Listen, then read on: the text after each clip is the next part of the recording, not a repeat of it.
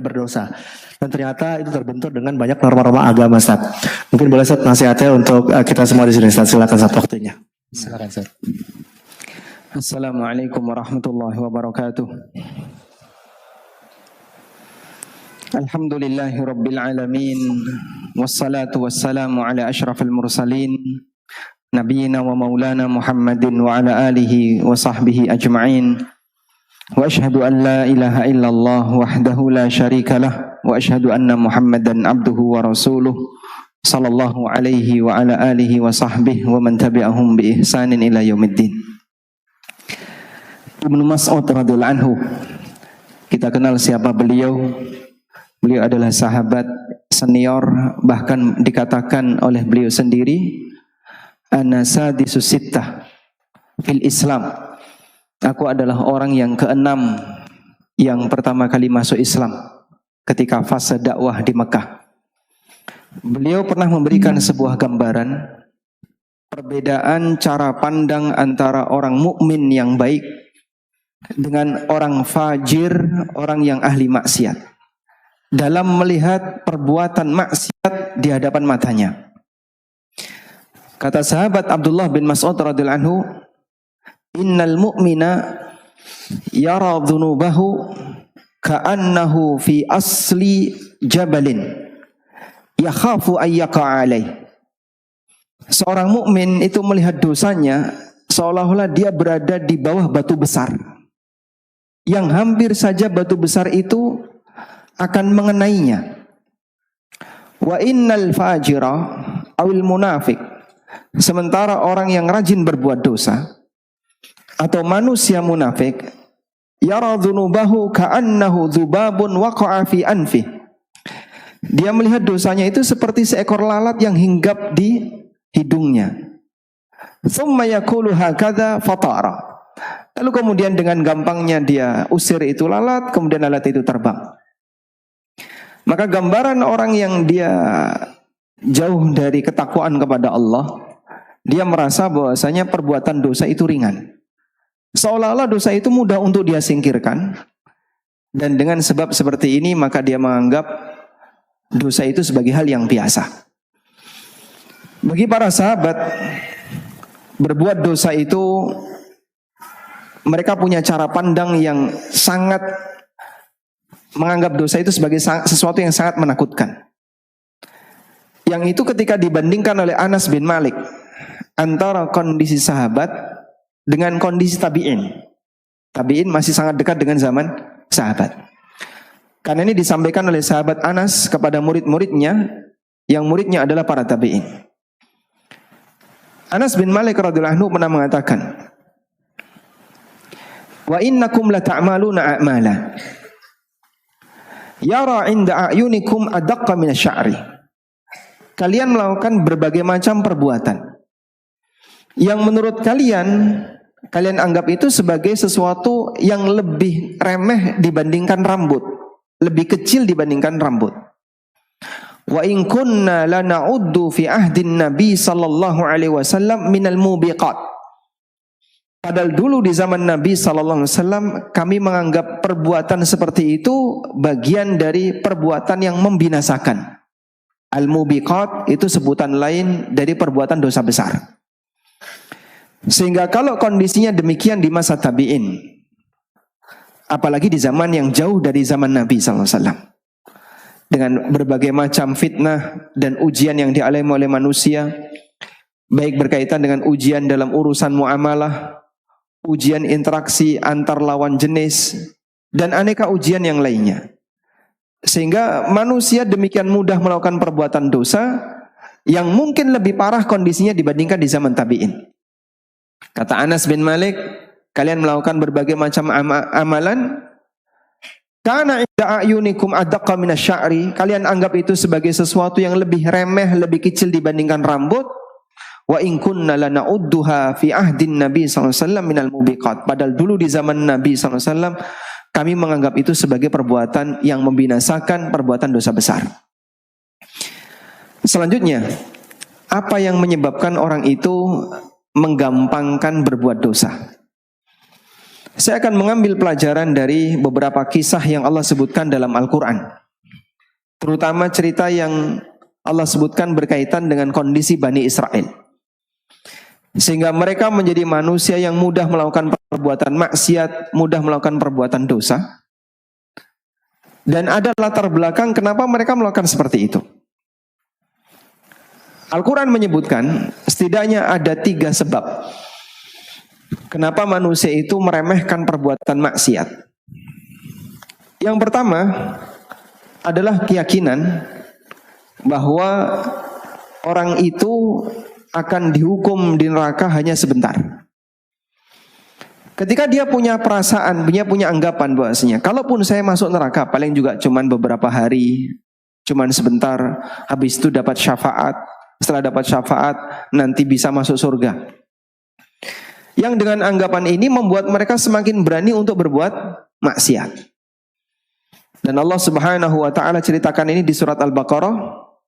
Wa qalu lan tamassana an-naru illa ayyaman ma'dudah. Mereka mengatakan, kita tidak akan tersentuh neraka illa ayyaman ma'dudah, kecuali hanya beberapa hari saja. Dalam pemahaman orang-orang Bani Israel yang itu diceritakan oleh Ka'ab al-Ahbar, salah satu di antara ulama tabi'in, mantan pendeta Yahudi, bahwa orang Yahudi, ketika Ka'ab dulu di masa Yahudi, dia paham bagaimana keyakinan orang Yahudi. Orang Yahudi meyakini pada waktu mereka dihukum oleh Allah dengan semua kesalahan yang mereka punya, maka setelah mereka masuk neraka, hanya dalam waktu 40 hari Allah selamatkan semua yang khitan, semua yang sudah disunat di kalangan Yahudi, kemudian dimasukkan ke dalam surga. Dan karena keyakinan ini, maka mereka menganggap aneka pelanggaran yang mereka lakukan, aneka perbuatan maksiat yang mereka kerjakan, mereka anggap itu hal yang biasa. Kalaupun nanti masuk neraka, paling juga cuman sebentar. Jadi mereka tidak punya rasa takut terhadap neraka. Saat mereka tidak punya rasa takut terhadap neraka, tidak punya rasa takut terhadap ancaman Allah besok di hari kiamat, orang itu akan meremehkan perbuatan maksiat. Tenang saja, nanti kamu akan diselamatkan oleh si A, diselamatkan oleh si B. Tenang, paling cuma sebentar. Kamu kalau nyemplung neraka paling cuma sekian hari, habis itu diselamatkan. Tenang, nanti kamu dapat syafaat. Sehingga seolah-olah manusia itu memotivasi dirinya untuk berbuat maksiat dengan menganggap bahwasanya masuk neraka hanya sebentar, setelah itu dia akan mendapatkan surga yang abadi. Dan mohon maaf, bisa jadi ini adalah penyakitnya mereka yang sudah sering belajar tauhid. Dosa itu kan yang penting gak syirik toh Pak. Kalau orang sudah gak berbuat syirik, nanti akan dapat jaminan apa? Dapat surga. Sehingga santai saja. Akhirnya ngutang, sering ngemplang ya. Kalau arisan sudah dapat terus ngilang. Dan aneka perbuatan maksiat yang lainnya, terutama dalam masalah muamalah. Karena dalam pikiran dia dosa itu yang penting gak syirik. Begitu dia punya pikiran seperti itu, dia melanggar hak orang lain, dia melanggar harta orang lain, dia melanggar kehormatan orang lain. Bagi dia hal yang biasa. Padahal kita perlu ingat, Allah tidak pernah melupakan semua bentuk kezaliman. Wala tahsabannallaha ghafilan amma ya'maludz zalimun. Jangan sampai kalian menyangka bahwasanya Allah Ta'ala akan melupakan perbuatan yang dilakukan oleh orang-orang zalim. Mungkin bisa jadi ketika dia di dunia dia aman, gak ada satupun yang berani menyentuhnya. Ketika di dunia dalam posisi kebal hukum misalnya, tidak ada orang yang berani untuk memperkarakan dia di pengadilan. Ketika di dunia dia punya status sosial, sehingga dia punya banyak pengikut, lalu dia kemudian berbuat zalim kepada orang lain. Ingat, hidup tidak sekali, akan ada kehidupan yang kedua, yang di mana kehidupan yang kedua itu pada waktu orang melakukan pelanggaran terhadap kehormatan orang lain, pelanggaran terhadap harta orang lain. Mungkin bisa jadi ketika di dunia dia aman sampai mati nggak pernah tersentuh hukuman. Tapi ingat, hidup tidak sekali. Pada waktu di akhirat dia harus selesaikan itu dengan memberikan amal yang dia miliki kepada siapa? Orang yang pernah dia zalimi. Dalam bayangan ketika orang merasa saya ahli tauhid, bahkan saya sudah ngaji sunnah, akhirnya mendolimi orang lain dianggap hal yang remeh. Bisa jadi orang inilah yang dimaksud sebagai orang muflis yang pernah diisyaratkan oleh Nabi SAW. Baik, ini yang pertama. Orang termotivasi untuk maksiat, kenapa tadi? Termotivasi maksiat karena dia merasa masuk neraka hanya sementara. Yang kedua, orang termotivasi untuk berbuat maksiat, meremehkan perbuatan maksiat, karena dia merasa gampang untuk dapat ampunan dari Allah. Allah masih bercerita tentang kondisi Bani Israel, terutama para pembesar dan pemuka agama di kalangan Bani Israel. Allah bercerita di surat Al-A'raf. فَخَلَفَ مِنْ بَعْدِهِنْ خَلْفٌ وَرِثُوا الْكِتَابَ يَأْخُذُونَ عَرَضَ هَذَا الْأَدْنَى وَيَقُولُونَ سَيُغْفَرُ لَنَا.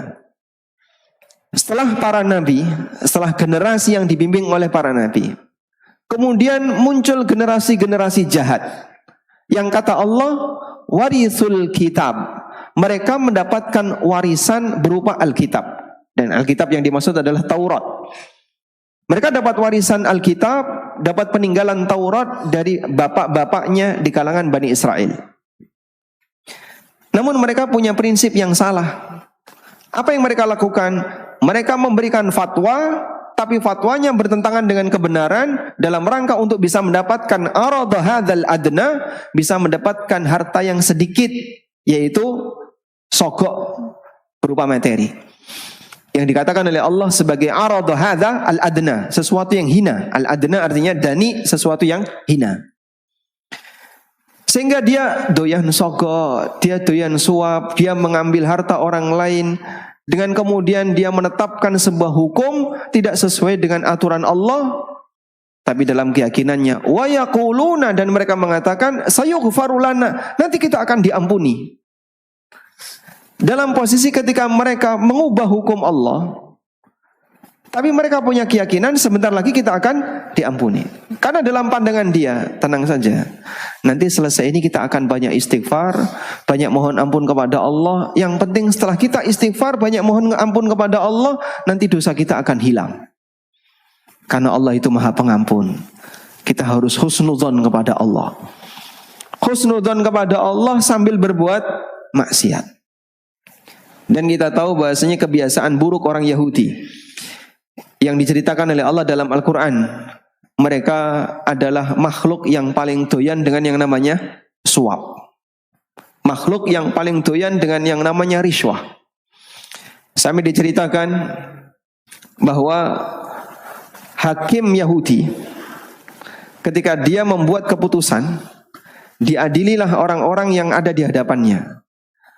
Salah satu di antara orang yang diadili itu dia memakai baju yang lengannya lebar. Nah, kemudian di kantong lengannya ini atau di ruang lengannya ini terisi dengan uang. Lalu ditunjukkan pada waktu dia beralasan, diangkat tangannya. Kalau hakim melihat di situ ada duit, dia yang dimenangkan. Makanya dulu kalau ada orang Yahudi sengketa dengan selain Yahudi, orang Yahudi yang merasa di posisi benar, dia tidak mau memutuskan perkaranya di hadapan hakim Yahudi, tapi mereka minta kepada Nabi Muhammad SAW. Karena dia tahu, kalau sengketa ini diselesaikan ke hakim Yahudi, doyan sogok, pasti nanti keputusannya akan berpihak kepada yang bayar. Itu realita orang Yahudi di zaman Nabi SAW.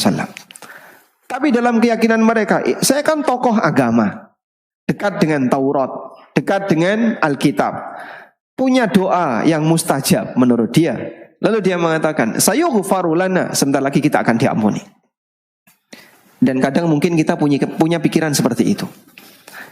Sehingga saat kita berbuat maksiat, saat kita berbuat dosa, kita terlalu husnudzon dengan nama Ar-Rahman Ar-Rahim.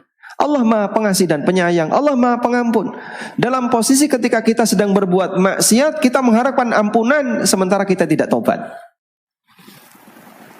Dan karena sebab itu orang jadi tidak takut untuk berbuat maksiat. Bahkan ya, ada sebagian di antara mereka yang punya anggapan permisif, ya. Punya anggapan permisif seperti ini. Allah itu tidak akan mungkin menyiksa hambanya yang dia cintai.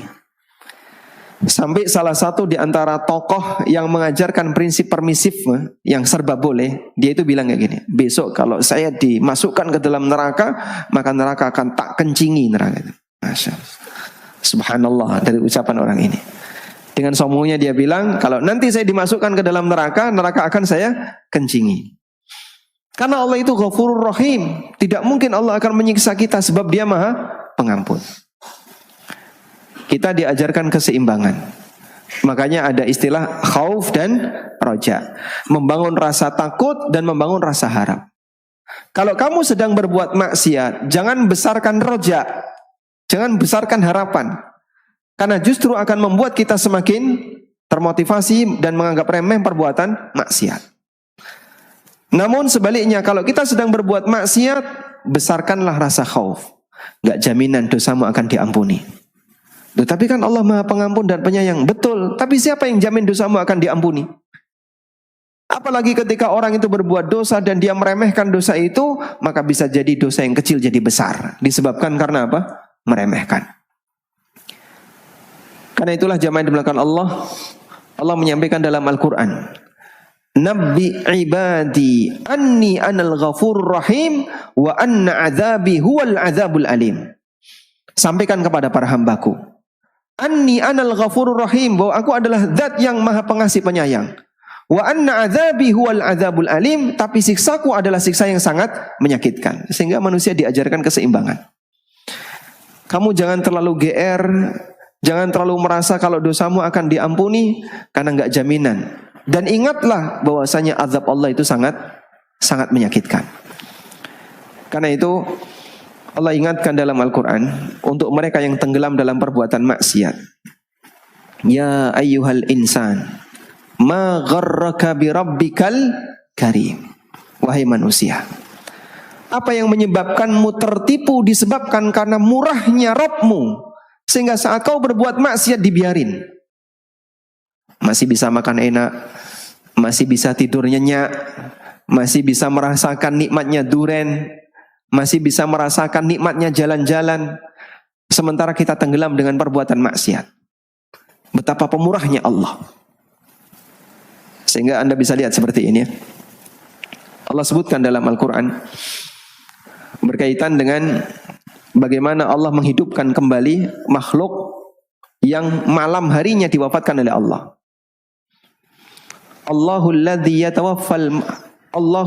yatawaffal anfusa hina mautiha wallati lam tamut fi manamiha.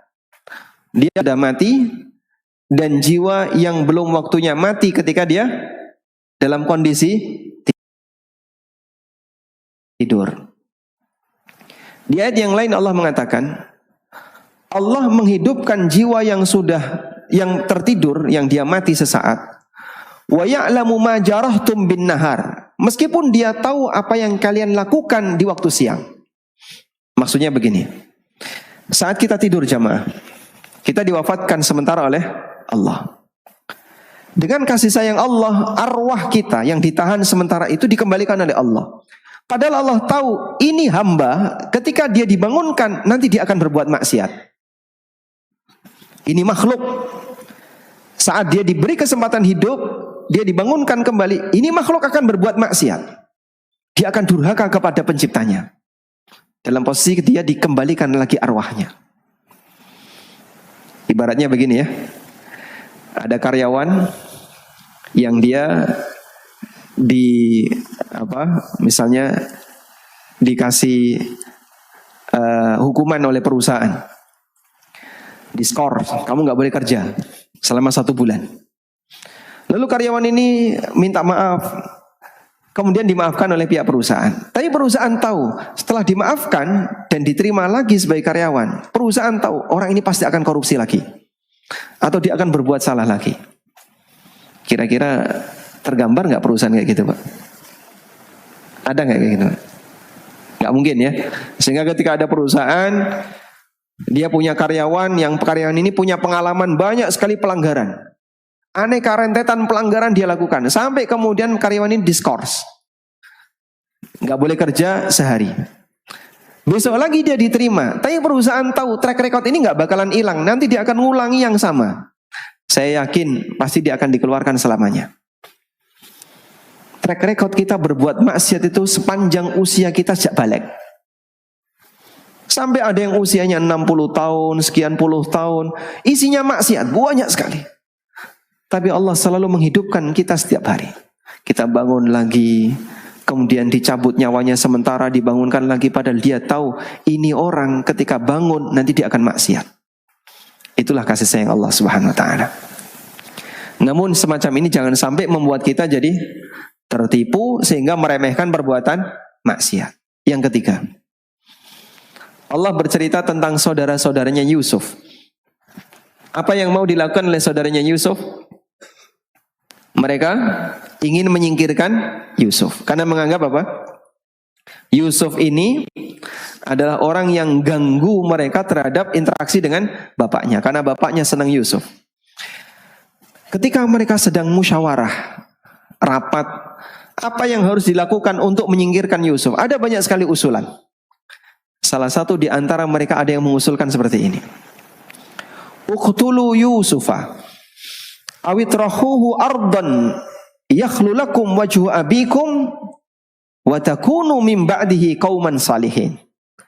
Bunuh Yusuf atau buang dia di padang pasir sehingga nanti dia tidak akan ganggu interaksi kalian dengan bapak kalian. Sudah? Sampai di sini mereka mau merencanakan apa? Menghilangkan Yusuf. Saat dia menyampaikan usulan ini, apa yang dia katakan? Wa takunu min ba'dihi qauman salihin. Dan nanti setelah itu kita akan bareng-bareng jadi orang saleh. Merencanakan maksiat, tapi di saat yang sama merencanakan amal saleh. Akhirnya yang terjadi apa? Dia meremehkan itu maksiat. Sebagian orang punya gambaran seperti itu. Saya kasih contoh real yang banyak terjadi. Ada orang memiliki harta haram. Dalam bayangan dia, nanti setelah saya membayarkan zakat, saya mengeluarkan zakat untuk harta haram ini, zakat itu kan fungsinya apa Pak? Mensucikan. Maka yang haram ini berubah jadi suci. Sehingga ketika dia sudah berubah jadi suci, halal bagi kami untuk menikmatinya. Harta itu silahkan dipertahankan. Yang penting kamu jangan pelit. Kalau memang wajib zakat, potong 2,5%. Walaupun itu haram, potong 2,5%. Potong 2,5%. Padahal yang haram berapa? 100%. 100% haram, potong 2,5% untuk zakat. Sisanya dalam keyakinan dia halal. Karena yang namanya zakat fungsinya apa? Mensucikan harta. Dikatakan bahwasanya zakat mensucikan harta itu benar. Al-Quran menyebutkan itu di surat At-Taubah. Khudh min amwalihim sadaqatan tutahhiruhum wa tuzakkihim biha. Ambillah harta mereka sebagai zakat. Tutahhiruhum wa tuzakkihim biha, yang nanti akan membersihkan mereka dan mensucikan mereka. Sehingga zakat memang punya fungsi mensucikan harta. Namun itu hanya berlaku untuk harta yang sifatnya halal. Karena harta haram zakatnya tidak diterima. Nabi SAW pernah mengatakan, Innallaha la yaqbalu salatal abdi bighairi tuhurin wala sadaqatan min ghulul. Allah enggak terima salat hamba tanpa bersuci, dan Allah tidak terima sedekah dari hasil ghulul, dari hasil korupsi. Sehingga harta haram dizakati tidak diterima. Contoh yang lain.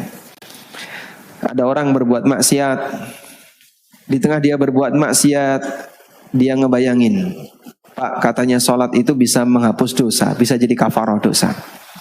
Sehingga malam harinya dia buka ini HP, penuh dengan aneka tontonan yang gak benar.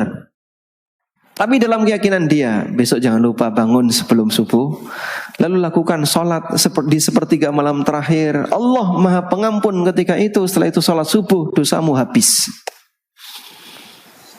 Sehingga dalam keyakinan seperti ini membuat dia meremehkan perbuatan maksiat. Dan masih banyak pemahaman yang lain. Termasuk diantaranya ketika orang mendapatkan harta haram, nanti jangan lupa dipakai untuk haji dan umroh. Insya Allah ketika kau pulang seperti bayi yang baru saja dilahirkan dari rahim ibunya, nol dari dosa. Saat dia punya keyakinan seperti itu, akhirnya perbuatan maksiat yang dilakukan dianggap remeh. Dan sekarang gen apa? Gen Z. Setelah Z berarti apa itu? Belum tahu. Saya pernah tanya sama orang, setelah Gen Z apa? Gen Eng. Sudah nggak ada lagi huruf setelah Z. Masya Allah. Baik. Mereka berpikiran bahwasanya dosa itu ringan, karena mereka anggap Allah Maha Pengampun. Dan itu kan yang sering kemudian dijadikan sebagai motivasi di antara mereka, sehingga tenang saja jadi orang yang berbuat maksiat. Yang penting kau mau sholat, yang penting ini, yang penting ini. Di saat yang sama dia nggak hati-hati dalam perbuatan maksiat. Maka kita perlu perhatikan, Al-Quran telah memberikan kita kisah beberapa orang yang melakukan pelanggaran di kalangan Bani Israel. Demikian pula para pendeta Yahudi dan termasuk saudara-saudaranya Yusuf, yang dengan motivasi yang mereka miliki justru membuat perbuatan maksiat mereka lakukan dianggap sebagai hal yang remeh. Selanjutnya, sesuai dengan tema yang tadi disampaikan, biasa tapi dosa. Panitia menyampaikan kepada saya beberapa dosa yang barangkali perlu kita angkat, dan itu dianggap biasa oleh sebagian masyarakat. Kita tahu dosa itu bertingkat, Pak ya. Dosa itu bertingkat. Secara umum bisa kita bagi menjadi 3 tingkatan. Pertama, dosa yang menyebabkan pelakunya keluar dari Islam. Yang kedua, dosa besar, nilainya besar, tapi tidak menyebabkan pelakunya keluar dari Islam. Yang ketiga, dosa kecil. Baik. Masing-masing ada konsekuensinya.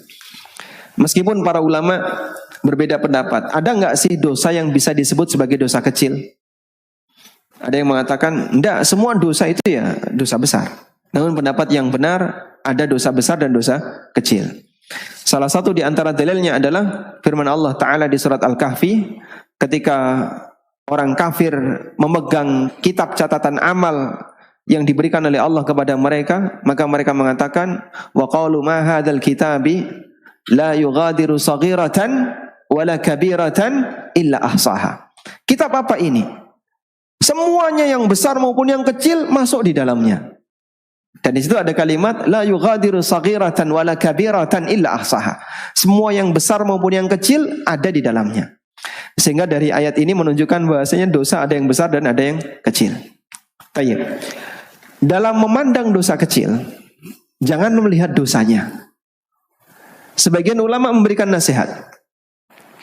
La tandur ila sigharil ma'asi, walakin indur ila azamati man ta'si.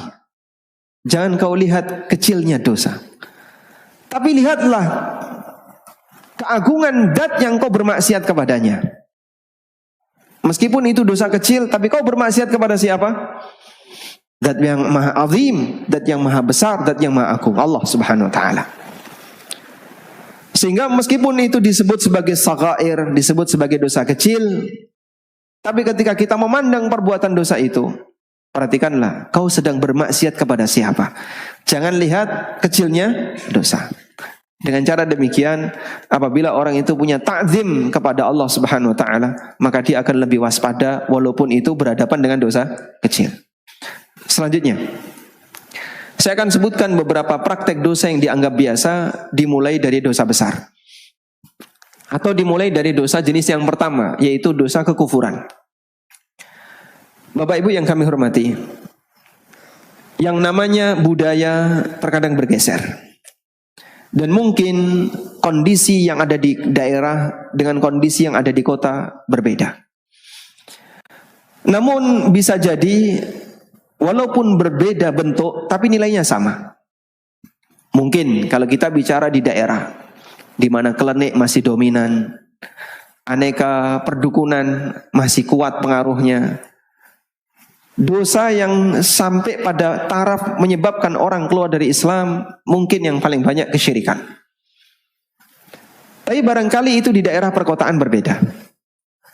Namun ada dosa yang semisal dengan itu bisa menyebabkan pelakunya keluar dari Islam walaupun bentuknya bukan kesyirikan. Contohnya apa Pak yang sekarang paling sering terjadi? Contohnya pelecehan agama. Subhanallah. kita melihat dengan adanya tren di mana orang suka membuat lelucon, lawak, kemudian aneka apalagi misalnya komedi-komedi yang lainnya. Seolah-olah itu mengajak orang untuk bisa tampil di permukaan. Kalau kau pengen cepat terkenal, belajar lucu. Sehingga sekarang lucu jadi prestasi ya. Semakin bisa melucu, semakin berprestasi. Bahkan dianggap yang paling pintar melucu dia orang cerdas. Saya nggak tahu, terjadi pergeseran definisi orang cerdas. Sehingga orang yang dianggap lucu dianggap cerdas. Baik. Kalau Al-Quran mengajarkan, kita itu diminta untuk banyak ketawa atau banyak menangis, Pak? Ya, banyak menangis. Gimana firman Allah Ta'ala? فَلْيَضْحَكُوا قَلِيلًا وَلْيَبْكُوا كَثِيرًا. Sedikitlah untuk tertawa dan banyaklah untuk menangis. Baik. Kalau kita tidak bisa yang kedua, banyak menangis, saya yakin dalam hidup kita jarang menangis. Apalagi hidup Anda bahagia, penuh dengan fasilitas, Anda nggak punya banyak masalah, sehingga mungkin dalam waktu sebulan nggak pernah nangis. Coba diingat, panitia bukan? Oh panitia ya, yang bukan panitia. Mas, nangis terakhir kapan, Mas? Udah lupa, Masya Allah. Atau pas dulu umur 3 tahun. Sehingga dalam kehidupan kita antara nangis dan ketawa banyak mana, Pak? Banyak ketawa. Mungkin dalam waktu 1 tahun kita nggak pernah nangis. Dalam waktu sekian tahun kita nggak pernah nangis. Padahal Quran perintahkan perbanyaklah nangis dan buat sedikit ketawa. Maka begini, Pak, kalaupun nangis kita nggak bisa, minimal jangan memperbanyak ketawa. Jangan dibalik, ketawa diperbanyak, nangisnya dihilangkan. Bahagia silahkan, ngajak orang bahagia silahkan. Dan nangis itu apakah kemudian definisinya selalu sedih? Belum tentu. Ada nggak orang yang nangis bahagia, Pak? Banyak. Orang yang bertobat kepada Allah sambil nangis dan dia merasa dekat dengan Allah, bisa jadi dia bahagia. Dengan suasana taubat dan kedekatan dia kepada Allah, dia bisa merasakan indahnya bermunajat dengan Allah dan dia menangis. Mungkin dia bahagia. Karena tidak selamanya orang nangis itu sedih. Nah, sehingga dalam hal ini jamaah, ketika seorang hamba diperintahkan untuk banyak nangis dan mempersedikit ketawa, seharusnya kita buat suasana kayak gitu. Kalaupun tidak bisa banyak nangis, minimal jangan terlalu banyak ketawa. Membuat lelucon pada prinsipnya boleh. Namun kalau materi agama dipakai lelucon, bahaya. Kenapa bahaya? Di surat At-Taubah Allah menegaskan, ini bisa sampai pada tingkatan kekufuran.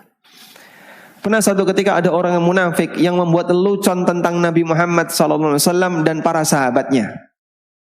Ketika mereka melakukan perjalanan dari Madinah menuju Tabuk, perjalanan dalam suasana panas, jaraknya jauh, sementara perbekalan sedikit, sehingga mereka menghibur diri menurut alasan mereka sambil membuat kelakar lelucon, tapi objeknya Rasulullah SAW dan para sahabat. Maka Allah Subhanahu wa taala turunkan ayatnya. Wala in sa'altahum la yaquluna innama kunna nakhudu wa nal'ab. Kalau kau tanya kepada mereka, jawaban mereka adalah innama kunna nakhudu wa nal'ab. Kami hanya bermain, kami hanya membuat lelucon, kami hanya bercanda, enggak serius. Qul, katakan oleh Muhammad, abillahi wa ayatihi wa rasulihi kuntum tastahzi'un la ta'tadiru qad kafartum ba'da imanikum. Apakah kalian akan membuat lelucon berkaitan dengan Allah, berkaitan dengan ayat-ayatnya, berkaitan dengan Rasulnya? La ta'tadiru. Jangan cari-cari alasan. Kalimat lanjutannya apa? Qad kafartum ba'da imanikum.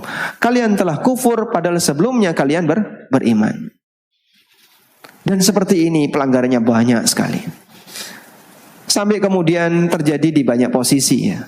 Kadang kalau saya mendengar itu Masya Allah, nggak betah untuk mendengarnya. Sehingga praktek seperti ini tolong dihindari semaksimal mungkin. Anda kalau tidak bisa membuat lelucon, jangan nyinggung agama. Kalau nggak bisa membuat lelucon dalam urusan dunia, dalam urusan berteman, jangan sampai membuat lelucon yang menyinggung agama. Karena ketika agama dijadikan sebagai objek lelucon, bahaya besar. Sampai pada tingkatan perbuatan kekufuran. Nonton boleh nggak Pak? Terus ikut ketawa, boleh nggak? Boleh nggak? Nggak boleh. Al-Quran telah memberikan peringatan tentang ini. Allah Subhanahu wa taala berfirman, "Wa idza ra'aital ladzina yakhuduna fi ayatina fa'rid anhum hatta yakhudu fi haditsin ghairi." Kalau kau melihat ada orang-orang yang mereka sedang membuat lelucon terhadap ayat-ayat kami, fa'rid anhum, maka berpalinglah kalian dari mereka, hatta yakhudu fi haditsin ghairi, sampai mereka membicarakan yang lain. Wa imma yunsiyannaka syaitan fala taq'ud ba'da dzikra ma'al qaumidz zalimin, dan bisa jadi kau dibuat lupa oleh setan. Misalnya begini, lagi kumpul sama teman ya. Nah, lagi kumpul sama teman, mungkin Anda sudah menandai si A ini kadang dia kalau membuat lelucon kebablasan. Nah, saat dia membuat lelucon kebablasan, dia melecehkan agama. Suatu ketika Anda sudah ingatkan, besok lagi kamu jangan kayak gini ya. Nah, kalau dia kemudian atau Anda kemudian duduk bersama si A, kemudian dia ngulangi lagi, Allah kasih peringatan. Wa imma yunsiyannaka syaitan. Mungkin bisa jadi setan membuat kamu lupa sehingga balik duduk sama si A. Kemudian keluarlah lelucon yang sama, nyinggung masalah agama. Lalu Allah ingatkan, fala taq'ud ba'da dzikra ma'al qaumidz zalimin. Besok lagi setelah turun peringatan ini, jangan kau duduk sama orang zalim ini. Allah sebut yang buat lelucon dengan masalah agama sebagai orang zalim. Dan Allah perintahkan jangan duduk lagi bersama orang ini, karena penyakitnya berulang. Dan orang yang duduk bersama orang yang berbuat maksiat sementara tidak ada pengingkaran, bahkan dia ikut ketawa, maka dia turut mendapatkan dosa. Allah juga ingatkan di surat An-Nisa, wa qad nazzala 'alaikum fil kitab an idza sami'tum ayatillah yukfaru biha wa yustahza'u biha fala taq'udu ma'ahum hatta yakhudu fi haditsin ghairi innakum idzam mithluhum innallaha jami'ul munafiqina wal kafirina fi jahannam jami'a. Sungguh telah turun kepada kalian peringatan dalam Alkitab.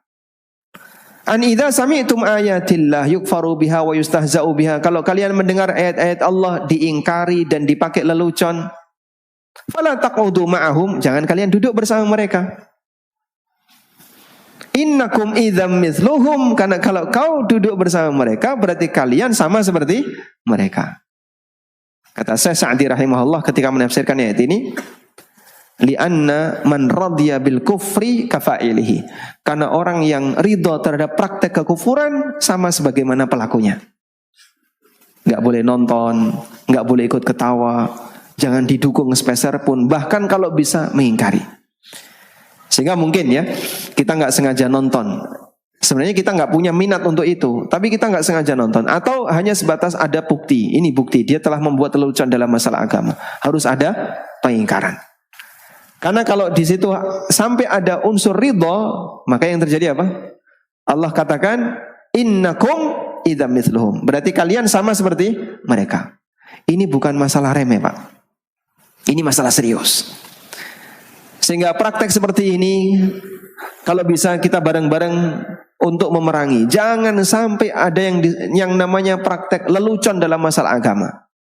Dan Anda kalau punya komunitas yang mungkin ada 1-2 orang yang punya kegiatan seperti itu, kasih peringatan. Perbuatan kamu dosa kekufuran. Oh, tapi kan saya cuma bercanda, justru itu, kalau bercanda jangan pakai agama. Kamu jangan sok suci. Enggak, saya tidak suci. Saya sekarang sedang hadas belum wudu misalnya. Cuman sampaikan, praktek kamu ini kalau nyinggung lelucon dalam masalah agama, enggak boleh, dosa besar. Sehingga dalam masalah ini jangan sampai ada bentuk lelucon dengan menyinggung masalah agama. Baik, selanjutnya. Dosa besar berikutnya yang sering diremehkan oleh mereka yang mungkin baru saja hijrah dan kurang begitu membangun kewaspadaan adalah dosa berkaitan dengan masalah interaksi lawan jenis. Dan suasana seperti ini berbeda-beda intensitasnya. Anda yang berada di daerah kota, yang namanya aurat tercecer di mana-mana. Sehingga potensi untuk berbuat maksiat sangat besar dalam urusan seperti ini. Kita perlu untuk kemudian mengingat bahwasanya Nabi SAW menyebut zina itu potensinya ada di sekujur badan. Rasulullah SAW pernah mengatakan, Innallaha kataba zina ala ibni Adam, adrakahu la muhalata. Allah menetapkan bahasanya setiap Bani Adam punya jatah dosa zina. Pasti dia lakukan dan tidak mungkin dia menghindarinya. Pasti dia akan melakukannya dan tidak mungkin dia bisa menghindarinya. Kemudian Nabi SAW memberikan rincian. Fazinal ain an-nadhar, wazinal udun as-sam', wazinal yadain al-batsh, wazinal qalbi at-tamanni. Zina mata melihat, zina telinga mendengar, zina tangan menyentuh, zina hati berangan-angan, bahkan bisa jadi termasuk adalah zina indera penciuman. Begitu Anda berangkat kantor, terus disalib sama ibu-ibu. Nah, ya, aromanya apa Pak? Stroberi. Sehingga Anda mencium aroma harum dan seterusnya. Syahwat naik. Dan bisa jadi itu bagian dari praktek zina, walaupun dia zina yang tersentuh pada indera penciuman. Dalam posisi ini Nabi SAW mengatakan, wa yusaddiquhu aw yukadzibul farj. Dan yang membenarkan serta mendustakan adalah kemaluan. Kalau sampai terjadi zina dengan kemaluan, maka berarti itu zina yang hakiki, yang nilainya dosa yang sangat besar. Sehingga batasi yang namanya pergaulan. Alhamdulillah, teman-teman yang mereka sudah hijrah dan paham akan konsekuensi ketika hijrah, mereka tahu apa yang harus dilakukan dan bagaimana cara interaksi yang benar. Tapi bagi mereka yang masih pemula, terutama mohon maaf ya, para akhwat, para ibu-ibu ya, yang mungkin belum terbiasa dengan hijab yang syar'i dan belum terbiasa untuk mengambil posisi yang lebih tepat agar tidak dekat dengan lawan jenis, Anda mungkin butuh latihan lebih banyak. Dan yang namanya godaan zina itu disebutkan oleh Allah dalam Al-Quran sebagai sabil. Wala taqrabuz zina innahu kana fahishatan wa sa'a sabila. Jangan dekati zina. Karena zina itu adalah perbuatan fahisyah dan sa'a sabila, jalan yang buruk. Kenapa disebut sabil? Karena orang kalau masuk disebut jalan, karena orang kalau masuk susah keluar.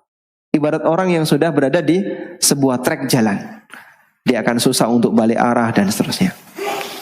Wallahu ta'ala alam. Ini sekarang jam 8.56. Kita sampai jam berapa? Jam 9. Masya Allah. Antum kenapa gak ngingetin? 9 pagi. La haula wala quwwata illa billah. Nanti sahur jama'i berarti. Baik, mungkin itu sebagai pengantar dan barangkali ada beberapa model dosa yang lain yang nanti bisa kita kembangkan dalam diskusi setelah ini insyaallah. Wassallallahu ala nabiyyina Muhammadin wa ala alihi wa sahbihi wasallam. Masyaallah, syukran Ustaz atas ilmunya hari ini. Jazakallahu khairan, barakallahu fikum. Sebelum kita ke pertanyaan brother and sistersnya Ustaz ya. Ada yang lagi viral nih Ustaz. Yang mungkin di sini kita juga tahu bahwa suatu dosa yang mungkin kita nggak menganggapnya dosa. Dengan misalkan nonton di bioskop tapi filmnya film religi Ustaz. Nah itu bagaimana Ustaz? Ada yang bilang bahwa itu kan filmnya religi gitu ya, yang mana banyak manfaatnya buat kita. Nah itu gimana Ustaz kira-kira Ustaz? Silakan Ustaz. Kalau Anda pengen film religi ya, tonton siaran langsung Mekah dan Madinah. Masya Allah. Iya benar ya. Yang dilihat orang tawaf ya, sholat 5 waktu berjamaah. Gak mungkin Anda lihat aurat. Benar, Masya Allah. Karena yang ditayangkan orang ibadah. Insya Allah itu religi banget. Masya Allah. Nah berarti jangan datang juga ke situ ya. Jangan ditonton. Kalau jujur film religi ya harusnya kayak gitu. Masya Allah. Namun kalau film religi dengan seperti yang dimaksud oleh pertanyaan teman-teman ya. Barangkali di situ ada adegan. Dan yang namanya adegan, kalau film religi tanpa bumbu cinta misalnya, kira-kira menarik nggak?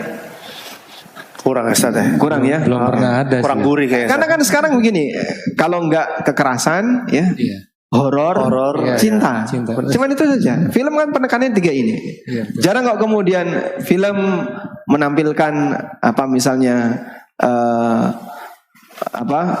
ibadah, itu jarang.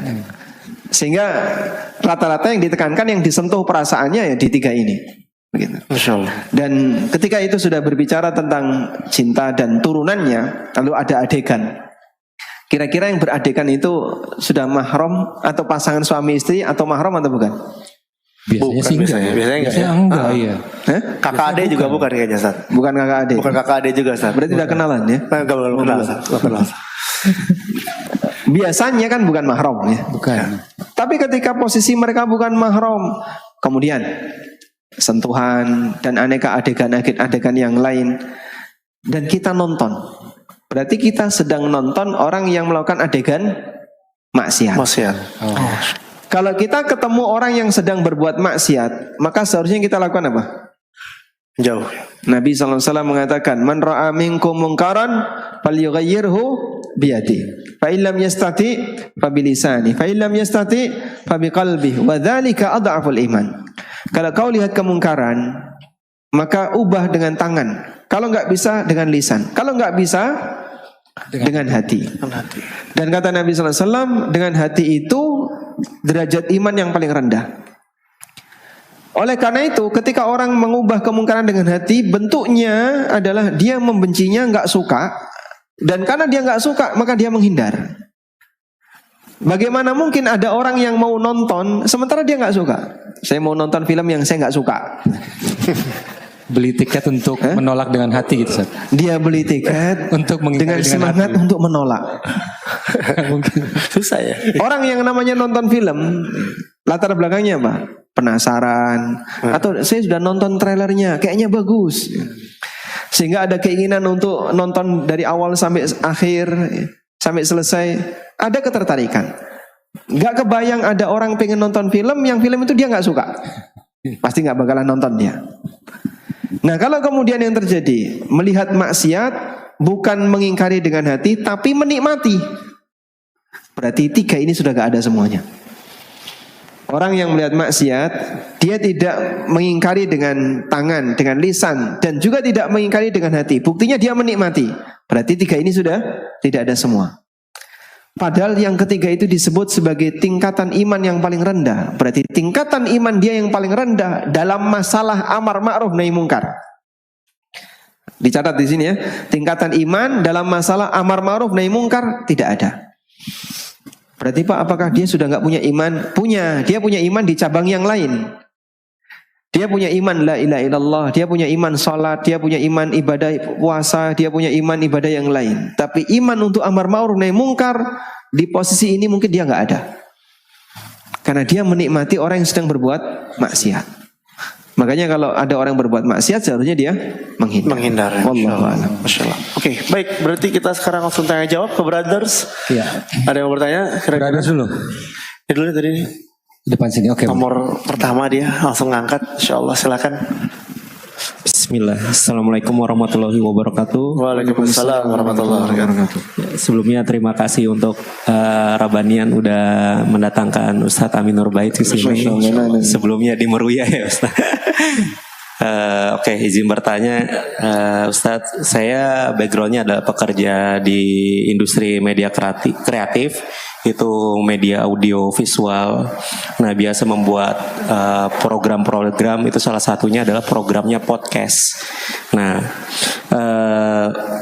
saya melihat fenomena salah satu podcast yang dulu biasa mengundang dai-dai atau ikhwan salaf, tapi sekarang terkesan bermudah-mudah dengan menghadirkan bintang tamu yang notabene membuat candaan tentang agama Islam. Nah, bahkan pernah menghadirkan seorang sufi. Jujur podcast tersebut itu menjadi role model saya membuat isi konten podcast di pekerjaan saya. Nah, pertanyaannya, apakah artinya ini kita boleh bermudah-mudah seperti podcast tersebut dengan yang tadi saya sebutkan membercandai agama Islam dan seorang sufi? Apakah ini benar nggak boleh Ustadz? Itu aja, syukron. Apa? Masya Allah. Silakan Ustaz dijawab Ustaz. Perihal podcast nih Ustaz. Itu juga lagi viral nih Ustaz. Iya. Ya. Sekarang memang yang namanya podcast itu bisa jadi sumber apa ya, orang bercanda dalam masalah agama dan aneka turunannya. Makanya perlu untuk kemudian disaring. Kalau emang mau membuat seperti itu, pastikan narasumber yang diundang adalah orang yang benar. Kita sebenarnya kalau mau berdialog dengan orang yang bermasalah, misalnya orang ini pernah punya catatan bermasalah, misalnya dia suka membuat candaan dalam masalah agama, tapi kita dialog dengan orang ini tujuannya untuk mengingatkan dia, mengarahkan dia, sehingga Anda mungkin perlu mendatangkan narasumber pembanding. Anda perlu mendatangkan narasumber yang dia bisa mengimbangi celoteh orang ini ketika di podcast, alasan orang ini ketika di podcast, atau bahkan mungkin narasumber yang bisa berdebat dengan dia. Sehingga tujuannya adalah dalam rangka apa? Mengingatkan, mendakwahinya. Dulu ada di zaman Umar bin Khattab radhiyallahu anhu, ada orang yang dia suka menafsirkan Al-Quran bira'yihi, dengan logikanya. Kalau nggak salah namanya Sobik. Nah, Sobik ini tinggalnya di Syam. Akhirnya dia dipanggil oleh Amirul Mukminin untuk datang ke Madinah. Jadi terkenal di Syam, Sobik ini suka membicarakan Al-Quran, memberikan tafsir Al-Quran, tapi pakai logikanya. Sehingga Sobik dianggap sebagai orang yang memberikan tafsir gaya baru.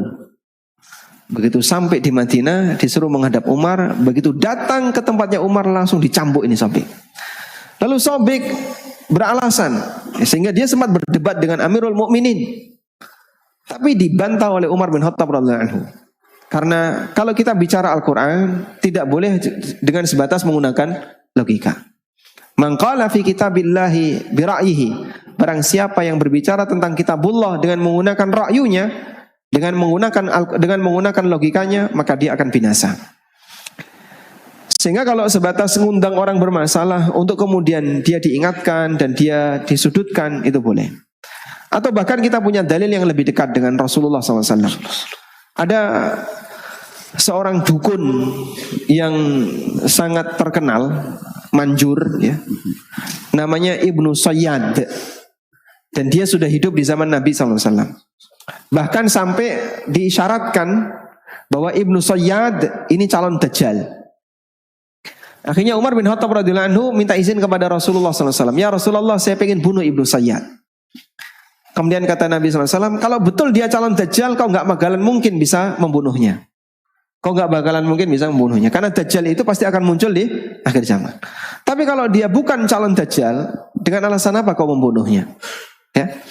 Kemudian Nabi SAW datang ke daerahnya Ibnu Sayyad dan ketemu Ibnu Sayyad untuk membuktikan bahwasanya Ibnu Sayyad ini manusia biasa. Dan dia nggak mampu untuk melampaui batas kemampuannya.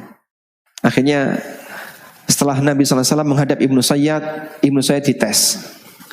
Inni khabba'tu laka syai'a. Aku menyembunyikan satu kata dalam hatiku. Tolong tebak. Tebak kata itu. Kemudian Ibnu Sayyad, karena dia punya ritual dalam menebak hal yang gaib. Dia kemudian berusaha untuk menebak. Kemudian dia mengatakan tuh. Cuman kalimat tuh, kata tuh yang diucapkan oleh Ibnu Sayyad. Dan Nabi SAW menyimpan kata dukhon. Dukhon artinya apa? Asap. Kata yang tersimpan dalam hati beliau itu kata dukhon. Ibnu Sayyad bisa menembus tuh, tapi dia tidak bisa melengkapi. Nah, tuh itu ada banyak lanjutannya, bisa tuhon, bisa tuh yang lain gitu. Sehingga dia hanya sampai pada kata tuh, nggak bisa melanjutkan. Lalu Nabi SAW mengatakan, ikhsa fa innaka lan ta'du qadra. Tercelah kamu, pergi dari sini, kau tidak akan mampu melampaui dari batas kemampuanmu. Kau tidak akan bisa melampaui dari batas kemampuanmu. Sehingga manusia tidak akan mungkin bisa mengetahui hal yang gaib. Dan Nabi SAW melakukan ini untuk membuktikan bahwasanya orang ini orang biasa, manusia sebagaimana yang lain, dan dia bukan orang sakti sebagaimana anggapan umumnya masyarakat. Oleh karena itu dalam hal ini, kalau mau mengundang dalam acara yang Anda punya, atau dalam kegiatan yang dimiliki oleh teman-teman yang lain, mau podcast maupun yang lain, dan yang diundang ini orang bermasalah, kalau bisa Anda hadirkan narasumber yang lain sebagai penyeimbangnya untuk menasihati orang ini. Wallahu a'lam. Insyaallah. Melanjutkan sedikit Ustaz, mungkin pertanyaannya, apabila yang kita undang itu tadi Ustaz bilang bermasalah kita dalam agama misalkan, atau enggak dalam akidahnya, tapi dia punya ilmu dunia yang bisa diambil manfaatnya Ustaz, misalkan jago dalam berbisnis, atau enggak bisa juga jago juga dalam bermuamalah, merupakan sesuatu yang sukses lah dalam dunia, itu apakah tetap boleh Ustaz? Tapi memang secara akidahnya tuh kurang baik gitu Ustaz, misalnya enggak beragama, atau enggak juga pernah menjelekkan agama Islam misalkan Ustaz, itu gimana Ustaz? Apakah tetap boleh Ustaz? Bedakan dua ini ya, antara orang yang pernah menyudutkan Islam, itu kan berarti menyakiti kaum muslimin, dengan non muslim yang dia tidak punya masalah dengan itu, tidak punya kejadian tentang menyudutkan Islam. Kalau berinteraksi dengan non muslim, misalnya Anda mengundang narasumber dalam urusan keuangan, dalam urusan bisnis, dalam urusan dunia, dan yang diundang non muslim, hukumnya sah-sah saja.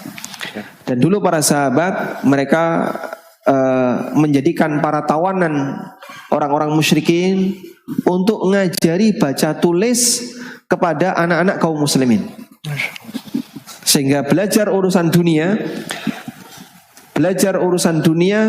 dengan berguru kepada non muslim boleh. Okay. Kemudian yang kedua, orang yang punya masalah dengan agama kita, bisa bentuknya dengan dia adalah orang yang melecehkan agama kita, atau dia adalah orang yang suka mencaci maki kaum muslimin, menyakiti perasaan kaum muslimin dan seterusnya. Sehingga dalam posisi ini dia betul-betul menampakkan permusuhan terhadap kaum muslimin. Maka seharusnya dia tidak kita kasih panggung, tidak kita kasih ruang, walaupun berbicara untuk bidang ilmu yang lain. Karena yang namanya ruang dia bicara itu akan mengangkat posisinya, mengangkat derajatnya, sehingga nggak boleh kita kasih tempat seperti itu. Seharusnya dia kita benci, kita musuhi, sebagaimana dia memusuhi kita, maka kita kasih balasan memusuhi dia. Masya Allah, semoga jelas ya jawabannya, Masya Allah, detail sekali. Semoga podcastnya bermanfaat Insya Allah ke depannya. Mungkin karena waktu yang terbatas, kita undang satu pertanyaan lagi sisters, dan Insya Allah ntar kita akan ada tanya jawab di bawah ya Ustaz ya, waktunya Ustaz ya. Insya Allah kita ada, alhamdulillah Ustaz melakukan waktu tanya jawab di bawah, nanti silakan dimanfaatkan. Sekarang pertanyaan terakhir dari sisters, silakan sisters. Bismillahirrahmanirrahim. Assalamualaikum warahmatullahi wabarakatuh, Ustaz. Waalaikumsalam warahmatullahi wabarakatuh. Izin bertanya terkait tentang kesedihan yang berlarut-larut dibandingkan ketawa yang sering atau bahkan terbahak-bahak. Mungkinkah saya merasa kayak diri saya tuh udah lama nggak nangis, tiba-tiba Allah kayak memberi saya tangisan itu terus menerus. Apakah itu sebuah tanda untuk kita sebagai umat untuk mengingat Allah bahwa yuk berindu-rindulah, berkangen-kangenlah sama Allah gitu, biar kita tetap ingat Allah tapi lewat ujian menangis itu, Ustaz. Jazakallahu khairan. Mungkin kita perlu melihat sebabnya ya, apa yang menyebabkan Anda nangis. Karena tidak semua tangisan itu bisa bernilai tangisan ibadah.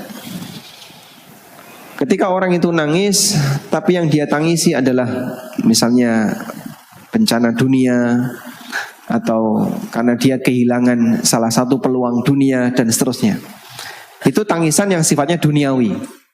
Dan itu tergantung dari bagaimana cara dia menangisinya. Orang yang ditinggal mati oleh keluarganya, entah suaminya, atau bapaknya, atau kakaknya, atau siapapun di antara anggota keluarganya, atau ibunya, atau yang lainnya, lalu dia menangis sampai meraung-raung, berarti dalam posisi ini dia nggak ridho dengan musibah itu. Dan itulah yang disebut dengan an-niyahah, meratapi mayat. Kenapa meratapi mayat itu dosa besar? Karena meratapi mayat itu indikasi bahwasanya yang bersangkutan tidak ridho dengan takdir Allah yang menimpanya. Maka dalam posisi ini ketika ada orang yang dia kehilangan siapapun yang dia cintai, baik suaminya, istrinya, anaknya atau siapapun, tapi dia nggak terima, nangisnya sambil gulung-gulung, ada yang sambil jambak-jambak rambut. Orang kayak gini dia berarti tidak ridho terhadap takdir Allah dan dia melakukan dosa besar.